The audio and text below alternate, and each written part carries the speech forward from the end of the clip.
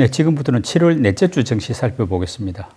주요 일정들을 한번 살펴봐 주시죠. 네, 먼저 7월 24일 월요일은 미국 7월 S&P에서 발표하는 글로벌 제조업 PMI 지표가 발표가 되고, 그날 이제 나스닥 100 지수의 리밸런싱이 좀 예정이 돼 있습니다. 그리고 7월 25일은 한국의 2분기 GDP 성장률 데이터가 발표가 되고요. IMF에선 세계 경제 전망 자료가 나온다고 합니다. 그리고 미국은 7월 이제 컨퍼런스 보드에서 발표하는 소비자 신뢰 지수가 발표될 예정이고, 또 미국에선 기업들 실적 발표가 있습니다. 마이크로소프트하고 알파벳이 그날 실적 발표를 할 예정입니다. 그리고 이제 7월 26일은 FOMC 회의가 이제 열리게 되고요. 미국의 6월 신규 주택 판매 데이터가 일단 나오게 됩니다. 그리고 이제 미국에서 실적 발표가 있는데 메타와 퀄컴이 각각 실적 발표를 하게 되고, 한국도 역시 있습니다. SK 하이닉스하고 현대차가 각각 실적 발표가 예정이 돼 있고요. 삼성전자가 이제 그날 폴더블 폰 이제 공식적으로 이제 언팩 공개를 하는 행사를 갖는다고 합니다.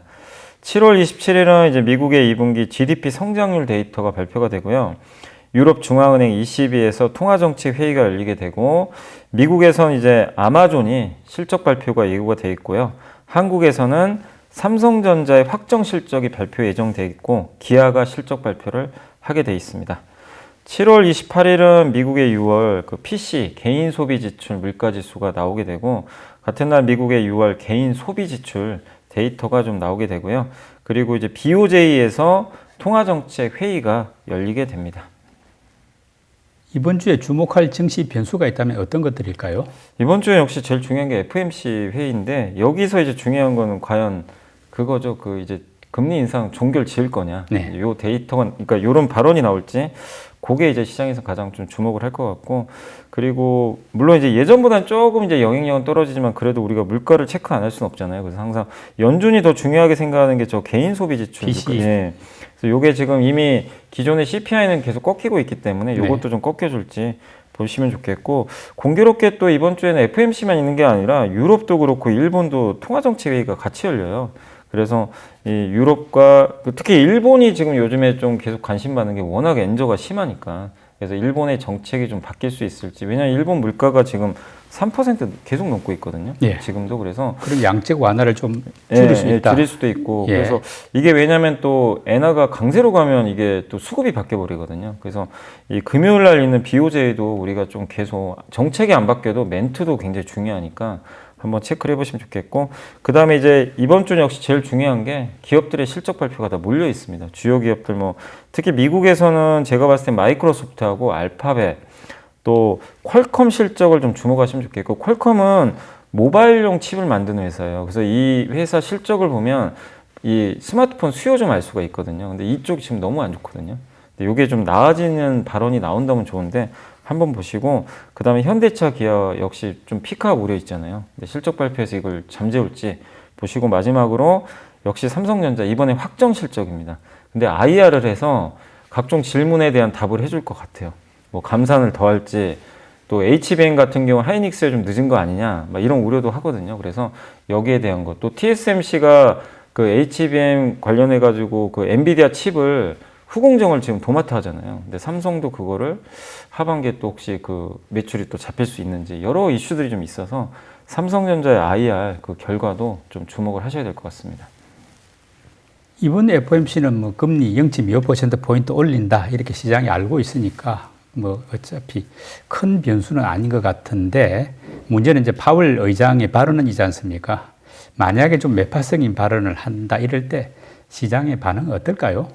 어쨌든 조금은 또 놀랄 것 같아요. 예. 그러니까 그 얘기는 뭐냐면, 연준 의장이 시장 빠지길 좀 원하는구나. 그 발언하고 좀 비슷하거든요. 그러니까 왜냐하면 또 자꾸 이렇게 주식시장이 올라가면 연준은 또 어쨌든 부담되거든요. 물가를 또 자극할 수도 있고.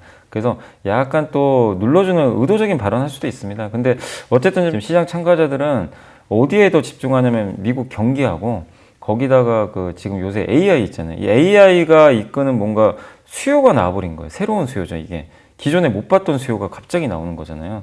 근데 이게 보통 우리 공식 있잖아요. 금리 오르면 얘네 꺾여야 된다. 근데 전혀 안 맞거든요. 올해 들어와서 보면. 그래서 시장이 원하는 건 지금 어쨌든 연준 의장이 발언을 하면 약간 그런 좀 매파적 발언하면 단기적으로는 불편할 수 있겠지만, 어쨌든 이번에 제일 중요한 건 연준에서 7월에 결국 거의 금리 인상의 종집을 좀 찍어주는 듯한 뉘앙스만 나와준다면 어쨌든 시장은 저는 좀 편안하게 좀 변동성은 발언에 따라 나올 수 있다 하더라도 이제 그럼 더 이상 금리 올릴 이유가 없잖아요. 그러면은 좀 그러니까 편안한 그런 좀 시장 흐름이 계속해서 이어지면서 뭐 종목 장세가 펼쳐지지 않을까. 뭐 물가가 안정되면 좋은데 지금 이제 하나 변수가 생긴 게 이제 러시아에서 흑해 뭐 움직이는 그 곡물선을 뭐 공격하겠다 이러면서 말하자면은 흑해 곡물 협정은 이제 끝났다, 종료됐다 이렇게 선언을 했지 않습니까? 그리고 오데사라고 곡물 수출 항도 뭐 공습도 하고 이러다 보니까 밀 같은 경우가 갑자기 뭐 하루에도 뭐 10% 이상 치솟고 이런 일이 벌어지는데 이 부분 즉 약간의 그 식품 인플레이션 이건 조금 어떨까요? 우려되지 않습니까? 그러니까 이게 사실 소매 가격이 많이 떨어졌었거든요. 예. 1, 2분기 확 떨어졌어요. 한 반토막 났어요. 근데 갑자기 이제 여기 곡물협정 종료하고 또 공격까지 하고 이러니까 결국엔 지금 우크라이나가 세계 5위거든요. 밀 생산 예. 수치로. 거기다 또 러시아도 이렇게 되면 공급이 좀 줄 수밖에 없잖아요. 그러다 보면 당연히 밀 공급에 영향을 줄 수밖에 없고 또 요즘에 이상기후 현상이 계속 나오니까 이게 또 농산물 가격에 또 무슨 영향을 줄지도 몰라요. 그래서 기후 이슈랑 이런 이제 러시아 이슈가 겹쳐가지고 예측하기가 좀 너무 어려워진 것 같습니다. 그래서 이 부분은 당연히 하반기엔 좀 부담 요인으로 작용할 수밖에 없는 것 같고 계속 주시해야 될 것 같고 근데 아직까지는 좀 괜찮다고 좀 보는 이유는 뭐냐면 물론 단기로 올라가긴 했는데 작년에 그 소매 가격 고점이 1,425센트였거든요. 톤당? 그 이게 아니 뭐 부쉘인가? 맞아요. 부쉘이 맞아요. 좀 다르더라고요. 예, 이게 예. 톤이 아니고 그러니까 부쉘당 1,425센트였는데 지금이 727센트 정도 돼요. 예. 반토막 났죠, 정확하게. 그렇네요. 근데 그나마 이게 올라와서 지금 반토막이에요. 아. 최근에 좀. 그만큼 많이 빠졌는데 이게 만약에 뭐 예를 들면은 뭐 900센트 넘고 1000으로 간다면 또 한 번 자극을 하겠죠. 그래서 아직까지는 그래도 좀 큰 영향을 못 주고 있지만 우리가 예의주시해야 될 것 같고 근데 이거보다 저는 더 중요한 건 에너지라고 생각해요. 에너지가 더 물가에 영향 많이 주거든요. 그러니까 유가나 그 천연가스 가격.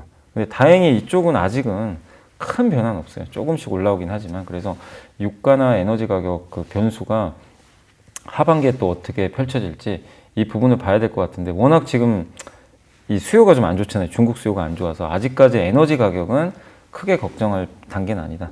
그래서 현재까지는 일단 러시아 곡물 협정 이런 이제 종료에 따라서 물가가 다시 뭐 옛날처럼 튀고 이럴 가능성은 아직까지는 좀 제한적이지만 계속 우리가 체크는 해야 될 것 같습니다. 미국 반도체 협회가 이제 대중국 축약 규제에 반대한다 이런声明을 냈지 않습니까? 그러면 이제 미국의 중국 반도체 규제가 완화된다는 것을 조금 암시할 수 있고 이건 우리 뭐 반도체 대형주한테는 상당히 호재가 될 수도 있는데 지금 주가는 거꾸로 약간 빠지고 있거든요. 그 이유는 뭘까요? 그러니까 그렇게 속도 조절해주면 좋죠. 예. 또 사실 중국 반도체 굴기 못하게 하는 건 장기적으로 굉장히 호재거든요. 우리 예. 한국한테. 근데 이게 너무 이제 빠르게 진행되다 보니까 좀 부담도 됐던 건 사실이고 또 삼성 하이닉스의 그 중국 공장 예. 이 이슈도 있기 때문에 완만하게 해주면 좋아요. 그래서 그렇지만 지금 미국 정부가 여기에 대해서 아직은 답을 안 하고 있고 또 최근에 돌아가는 거 보면 이제 네덜란드의 그 DUV 장비라고 있거든요. EUV보다 좀 이게 떨어지는 장비죠. 이거는 예. 실제 중국 수출 많이 해요. 근데 이것마저도 이제 규제 들어가 버렸어요. 아. 그러니까 낮은 등급까지도 이제 점점 압박을 하기 시작합니다. 미국 정부가. 그러니까 이 규제에 반대하는 성명을 낸 것까지 하면 좋을 수 있지만 미국 정부가 이걸 받아들여야 되거든요. 실제 예. 결과물이 나와야 되는데 아직은 뭐 없습니다. 그래서 시장에서는 그냥 뭐 이런 이슈는 알겠는데 주가에 전혀 지금 영향을 못 주고 있고 오히려 빠지는 이유는 수요가 지금 없어요. 그 반도체 AI 쪽 말고는요. 기존의 뭐 스마트폰, PC 수요가 너무 안 좋으니까 그걸 좀 반영을 해서 아직은 우리나라 대표 기업들의 좀 주가가 좀 부진한 게 아닌가라고 보고 있습니다. 그 반도체주 가운데서는 HBM 관련주는 이게 AI 뭐 붐 영향을 받다 보니까 그런 쪽은 이제 많이 올랐지 않습니까? 장비나 뭐 이런 소재도. 그러면 그 다음 모멘텀이 있다면 어떤 쪽일까요? 반도체 분야에서? 예, HBM도 저는 끝났다고는 생각은 안 하고 있고 이제 내년까지 TSMC도 그 얘기했거든요. AI는 내년까지 공급 부족할 것 같다. 근데 이제 너무 올랐으니까 좀 실수는 있는데 그러면 그 다음 타적으로는 저는 파운드리 쪽 보고 있습니다. 그러니까 지금 어떻게 보면은 정말 파운드리가 더 중요해지고 있어요. 왜냐하면 미국의 빅테크는 파운드리 제조 역량이 떨어지기 때문에 결국 TSMC 아니면 삼성한테 맡기는 수밖에 없는데 지금은 뭐 TSMC가 독보적인데 언제까지 TSMC에 의존하겠냐 이거죠. 예. 근데 요즘에 삼성이 뭐 기사 나오는 거 보면은 조금씩 뭐 이렇게 수율이 올라간다. 예. 이렇게 나오더라고요. 오히려 뭐 3나노는 이겼다. 예. 뭐 이런 보도도 있더라고요. 그렇죠. 근데 확인할 방법이 없어요, 네. 사실. 그게 좀 답답한데 한 애널리스트가 보고서에 썼더라고요, 그런 걸. 그래서 만약에 그게 사실이라면 삼성한테도 기회가 오는 거잖아요, 실제. 네. 그래서 파운드리 쪽 계속 한번 여러분들 보시면 좋을 것 같고, 파운드리 쪽은 이제 파운드리에 특화된 소재 기업이 있고요. 예. 또 장비 기업이 있고, 또 파운드리는 독특한 게 뭐냐면 디자인 하우스라고 있어요. 네. 우리가 이제 양복 만들 때 예. 만드는 거 이제 재단을 하고 만드는 거는 그게 파운드리라면 예. 그러면 옷감을 뭘 쓸까? 예. 이거 어떻게 디자인을 할까? 요거 하는 게 바로 디자인 하우스가 있습니다. 그러니까 중간에. 설계업체 팹리스하고 파운드리 네. 중간에 중간에 이제 있어요. 있다 그랬죠. 이 사업이 우리나라 좀 약간 대만보다 떨어지죠, 경쟁이. 대만이 그걸 TSMC가 그걸 잘하더라고요. 예. 중간에 디자인 하우스를. 근데 삼성도 이거 키울 수밖에 없거든요. 지금 상황에선. 그래서 디자인 하우스도 한번 아마 네이버 검색하면 많이 나올 거예요. 그 업체들도 여러분들이 한번 공부를 해보시면 좀 좋을 것 같습니다. 2차 전지 양극재 같은 경우는 뭐 올해 들어서 굉장히 많이 오른 셈이고 뭐 10배까지 오른 기업들도 있으니까. 근데 지금 많이 오르고 난 뒤에도 잘 버티고 약간 강한 셈이지 않습니까? 이거 관련해 가지고 이제 개인들이 아주 단결해 가지고 뭐 공매도 세력하고 싸워서 이기는 어떤 승리를 맛보고 이런 것 때문에 약간 어떤 수급상의 요인이 있다. 그게 상당한 어떤 시장의 변화를 뭐 보여준다. 이런 이야기가 있는데 그게 어느 정도 일리가 있습니까? 일리가 있다고 봐야죠. 왜냐하면 올해 가장 많이 산 게 포스코홀딩스, 에코프로 BM이거든요. 이 세 예. 개를 개인 투자분들이 제일 많이 샀는데 주식 성과도 좋아요. 또 예. 굉장히 좋죠. 왜냐하면 에코프로는 10배 올랐으니까.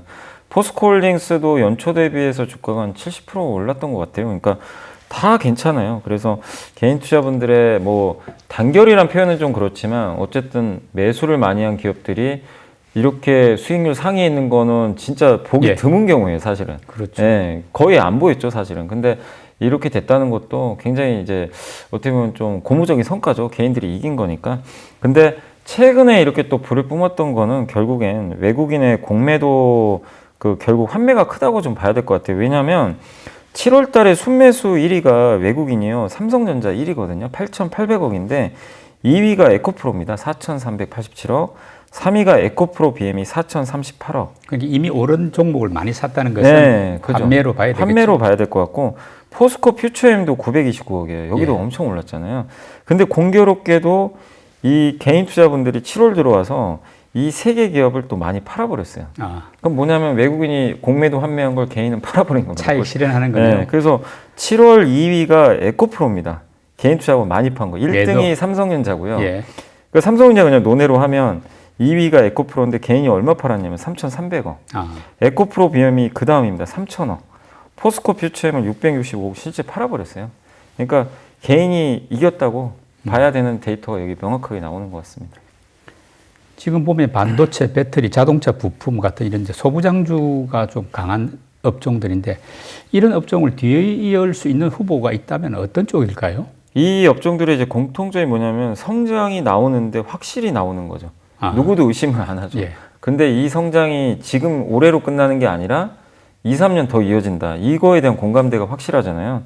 그리고 또 한 가지 공통점이 한국이 잘해요. 예. 한국이 또 경쟁력이 워낙 뛰어난 업종이다 보니까 그래서 이 사이클에 이제 수혜를 좀 받고 있는데 그럼 그런 업종을 좀 비슷한 걸 좀 찾아볼 필요는 있거든요. 그래서 가장 대표적으로는 저는 좀 조선업종. 조선은 말씀드린 우리 한국이 제일 잘하잖아요. 예. 잘하는데 지금 이제 이 선박들이 노후화되기 시작했고 어차피 교체해야 되거든요. 20년 전에 발주가 엄청 많았거든요. 이제 그 배들이 지금 이제 점점 교체 시즌 들어오고 아시겠지만 환경 규제 들어가잖아요. 친환경 선박으로 많이 바꾸죠. 예. 근데 어차피 지금 바꾸려면 친환경으로 가야 되는 게 배는 30년 타거든요. 20년. 그리고 선주들이 돈을 많이 벌었어요. 지난 코로나 때. 예. 여유가 좀 있습니다. 그러니까 비싼 배를 발주해도 크게 이제 재무 리스크가 없는 거죠. 그런 조건들인데 이게 한 최소 2년 이상은 좀 간다라고 좀 보고 있고 또 거기다가 이제 막 실적 좋아지고 있잖아요. 조선주들. 그래서 조선 기자재는 여기에 좀 부합하지 않을까 이렇게 보고 있고 또 한 가지가 풍력과 관련된 그 부품 회사들도 좀 좋을 것 같은데 풍력이 뭐 성장하는 건 다 아실 텐데 그동안 유럽 위주였다면 이제는 미국 중심으로 미국도 올해 드디어 해상풍력 들어가거든요. 설치가. 또 보조금 주잖아요. IRA.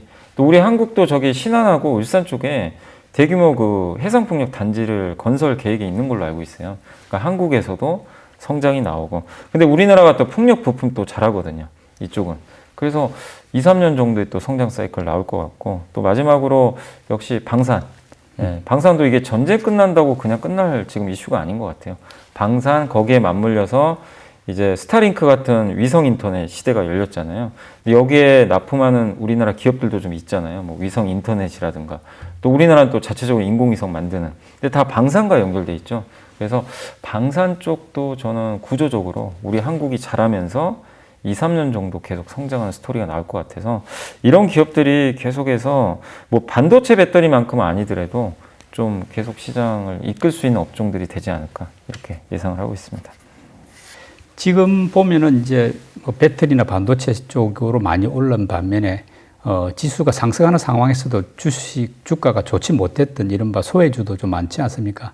이런 소외주나 이른바 못난이주 가운데 뭐 실적이나 다가오는 모멘텀을 감안할 때 뭐 좀 지켜볼 만하다 이렇게 여겨지는 분야, 업종 있습니까? 그 앞서도 한번 말씀드렸지만 일단 그러니까 안 좋은 것들 중에서만 말씀드리면 가장 안 좋은 것 중에서는 그래도 데이터상으로는 정유 업종이 좀 살아나는 것 같아요. 그리고 왜냐하면 요즘에 또 유가도 올라가거든요. 조금씩 올라가고 저희 당사에서도 원유 가격은 상저하고로 보고 있어요. 그러니까 상반기보다 하반기 완만하게. 그러면 정유 업종 입장에선 나쁠 거 없고 또 혹시라도 중국이 부양책을 또 써준다면 원유 수혜는 좀 긍정적이거든요. 그래서 지금 워낙 밸류도 낮아서 정유 괜찮게 보고 있고 그 다음에 좀 왕따당했던 내수 업종 중에서는 요새 저도 보고서 읽어보고 데이터 확인해 본 결과로는 백화점 쪽이 괜찮은 것 같습니다. 백화점 데이터들 좀 좋아지는데 특히 요새 외국인들이 면세점도 가지만 한국 백화점을 또 많이들 간다고 하더라고요. 그러니까 외국인이 입국하면서 백화점 매출도 늘어나고 그리고 이 백화점은 어쨌든 이제 고물가 고금리 피해주라서 사실 빠져버렸어요. 주가가 피크가 우려 때문에. 근데 실제 데이터 보면은 지금 그러지 않고 오히려 양극화되면서 백화점 매출은 여전히 견조한 것 같아요. 근데 주가는 정말 또 많이 빠져버렸거든요. 그래서 조금 소외됐던 것 중에선 지금 데이터로 확인된 거로는 좀 정유 백화점이 낫지 않나 이렇게 생각을 하고 있습니다. 네, 초보 투자자들을 위한 팁 제공 순서 연벌리 보고서 듣는 시간 됐는데 어떤 주제입니까? 안 그래도 이제 오늘 좀 한 3가지 보고서를 좀 간단히 설명드릴 텐데 다 내수 업종들이에요. 내수 소비주 이쪽인데 제가 먼저 말씀드릴 건 화장품, 그다음 백화점, 의류 네. 이 3개 업종을 한번 좀 간략하게 설명드리겠고 첫 번째가 NH투자증권의 정지훈 연구원님이 화장품 ODM 거를 타선이 없다. 그러니까 화장품 내에서 ODM 회사들 있죠. 예. 이거 흔히 뭐 반도체면 파운드리 같은 거죠. 예. 그런 쪽을 좀 주목하자는 얘기고 왜냐하면 아직까지 좀 중국이 그렇게 좀 썩 좋진 않은데 요새 화장품 트렌드가 대형 브랜드 회사보다는 인디 브랜드가 유행을 많이 하잖아요. 예. 올리브영 같은 데서 중저가 브랜드들이 워낙 지금 잘 팔리고 또 요새 수출 증가를 보면은 뭐 저기 그 태국, 베트남, 미국 이런 데 수출이 되게 일본까지 잘 됩니다. 여기 잘하는 업체들이 대부분 또 중저가 브랜드들이에요. 중저가 브랜드는 아시겠지만 직접 공장을 갖고 있는 경우가 많지 않고요. 예. 만들어 달라고 합니다. 대부분. 일종의 파운드리죠. 네, 파운드리 쪽입니다. 그래서 이게 일시적인 게 아니라 이분 의견은 구조적인 것 같다. 계속 이 현상은 이어질 수밖에 없다. 그래서 양극화 속에서 정말 비싼 명품은 명품대로 잘 되겠지만 아니면 아예 싼 게 지금 잘 되거든요. 그래서 그런 면에선 화장품 ODM들이 그런 제품들을 또 잘 만들어주니까 수혜를 받을 것 같다. 그래서 한국 화장품에서는 ODM 회사를 좀 꼽아주셨고 그 중에 이제 최선호주로는 코스맥스하고요, CNC 인터내셔널 이 2개 기업을 좀 꼽아줬으니까 참고하시면 되겠고 두 번째는 백화점인데 하나투자증권의 이진엽 연구원님이 백화점 반등에 대한 이제 소고라는 제목의 보고서인데 최근에 백화점주들이 그래도 워낙 안 좋다가 좀 올라왔어요, 약간. 근데 이걸 기술적 반등으로 보진 말자. 이 내용입니다. 왜냐하면 인식이 바뀐다. 백화점 업태는 사치제를 판매하는 그 업태인데 소비 시장의 최전선이라고 좀 표현을 해줬는데 고물가 또 고금리 부담 여기에 해외여행 가니까 분명히 이거 수요 줄 거다 이렇게 나오면서 퍼가 원래 11배였거든요. 5배까지 떨어졌다고 합니다. 이게 주가 급락을 해가지고 반토막이 됐네. 네. 그래서 항상 피크아웃 얘기가 계속 나왔는데 실제 지표를 보니까 지금 나쁘지가 않다고 합니다. 2분기 기존점 성장률이 전년 수준 정도는 나올 걸로 지금 추정을 하니까 유지는 하고 있다는 거예요. 그리고 면세점 호텔신라 퍼가 17배 정도 되거든요. 예. 근데 면세점에 비하면 백화점은 5배니까 굉장히 좀 저평가돼 있고 아까도 잠깐 말씀드렸지만 또 한 가지가 옛날과 달라진 게 백화점의 외국인 매출 비중이 지금 많이 늘어나고 있다고 합니다. 그래서 현대백화점 같은 경우도 매출 중에서 외국인이 차지하는 비중이 옛날에 19년도에 1.7%였는데 지금 5%까지 올라왔다고 하더라고요. 계속 지금 이게 구조적으로 늘고 있어서 백화점주들 지금 주가 저평가돼 있으니까 특히 현대백화점 쪽을 좀 더 이렇게 좀 긍정적인 좀 매도를 해주신 것 같은데 아무튼 백화점이 일단 지금은 뭐 단지 기술적 반등으로 보지 말고 좀 좋은 쪽으로 바라보자는 그런 내용이고 마지막이 이제 의류업종인데 신한투자증권의 박현진 주지훈 연구원님이 보고서를 써주셨고 근데 사실 의류 쪽은 조금 보수적으로 보고 계신 것 같아요. 제가 읽어보니까 일단 브랜드 의류 쪽이 지금 아시겠지만 지금 판매가 그렇게 썩 지금 좋은 상황은 아니거든요. 그리고 이 출하량이 좀 감소하면서 물론 국내 의복 재고도 조금씩 이제 감소를 하고 있어서 바닥은 어느 정도 좀 찍은 거라고 좀 보고 계시지만 성장까지는 좀 지켜봐야 되겠다. 그래서 이 브랜드 의류 쪽에서는 일단 해외에서 잘하고 있는 업체나 아니면 내수 쪽에서 점점 출점을 많이 하는 그 대표적인 기업이 감성 코퍼레이션이라는 기업이 있다고 합니다. 그 스노우피크란 브랜드 있거든요. 그걸로 유명한 기업인데 그런 회사들이 지금 요새 계속 출점을 늘린대요. 그렇게 좀 특화된 기업 위주로 좀 볼 필요는 있다. 근데 여전히 좀 그 선별해서 좀 보자는 의견이고 의류 OEM이 최근에 주가가 좀 급등했었어요. 그래서 좀 밸류가 조금 올라왔는데 의류 OEM을 좀 볼 때는 그 일단 이제 싸서 올라간 건 좀 어느 정도 일단락 됐고 8월 말하고요. 9월 달에 미국 이제 주로 미국이죠. 미국에 주문이 들어오니까 이 미국에 뭐 나이키가 됐건 뭐 아디다스가 있을 수도 있고 갭 이런 회사들이 이 재고 확보하는 움직임이 실제로 나와야 된대요. 지금 재고는 주는데 이걸 다시 재고를 확보하는 주문은 아직은 좀 확인이 안 되고 있나 봐요. 그러면 이제 주문이 들어와야 이게 다시 생산이 늘어날 거 아니에요. 근데 그거는 8월 말이나 9월 달에 한번 체크를 해보자. 그래서 브랜드사, OEM사는 조금 더 그 지켜보면서 대응하자는 게 좀 의견인 것 같습니다. 그래서 이 세 개에 대해서 어쨌든 좀 말씀을 드린 대로 화장품, ODM, 백화점 쪽은 조금 긍정적으로 좀 보는 의견들이 좀 많았던 것 같습니다. 주가가 급등하는 종목이 속출하면서 증시의 쏠림 현상이 심해지고 있습니다. 시장의 건강성 측면에서는 조금 우려되는 면이 없지 않은데요. 그렇지만 제대로 오르지 못한 소외주, 못난이주에도 기회는 올 수 있다고 봅니다. 그런 만큼 산업 전반 또 기업 종목에 대한 공부도 충실히 해나가야 될 것 같습니다. 연불의 비밀노트 오늘 순서 마칩니다. 연 비사님 수고 많이 하셨습니다. 감사합니다.